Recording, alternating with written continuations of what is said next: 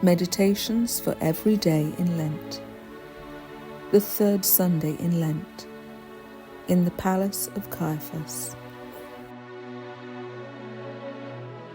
The Gospel of St. Mark, chapter 14, verses 55 to 64. And all the chief priests and the council sought for evidence against Jesus, that they might put him to death, and found none. For many bore false witness against him, and their evidences were not agreeing. And some, rising up, bore false witness against him, saying, We heard him say, I will destroy this temple made with hands, and within 3 days I will build another not made with hands. And their witness did not agree. And the high priest, rising up in the midst, asked Jesus, saying, Answerest thou nothing to the things that are laid to thy charge by these men? But he held his peace, and answered nothing. Again the high priest asked him, and said to him, Art thou the Christ, the Son of the blessed God? And Jesus said to him, I am. And you shall see the Son of Man sitting on the right hand of the power of God, and coming with the clouds of heaven. Then the high priest, rending his garment, saith, What need me any further witnesses? You have heard the blasphemy. What think you? Who all condemned him to be guilty of death?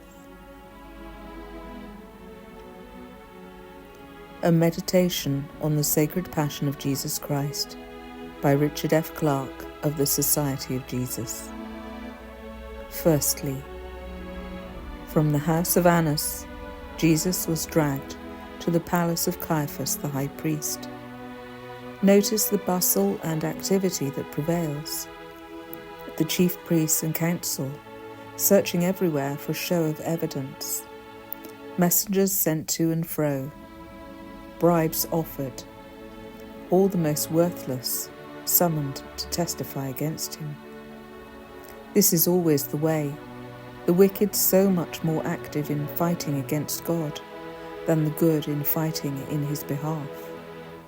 Our Lord's disciples and friends are doing nothing, while his enemies are seeking to destroy him. When I look at myself, how little I have done, how little I do now for the interests of Jesus. Secondly, the false witnesses who came forward had a certain show of truth. The words they quoted against him were really spoken. They had learned the ways of their master the devil. Satan, when he deceives, always mixes up a large element of truth with his deceits. This is why we should never argue with him, for he can represent what is false and unlawful as true and right, if once we listen by bringing into prominence the element of truth it contains. Thirdly,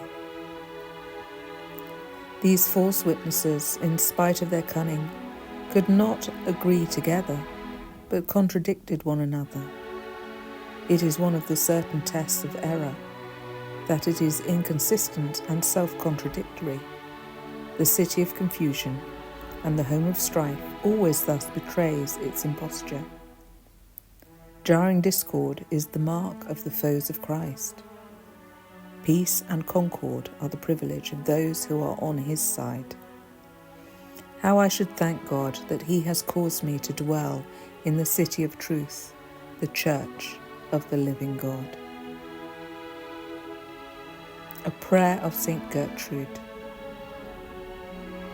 O most loving Jesus, I bless and salute thee, for every false charge brought against thee, O sinless Jesus, for every foul and impious lie uttered in disparagement of thee, and for every unjust sentence pronounced upon thee, I bless and salute thee 10,000-fold.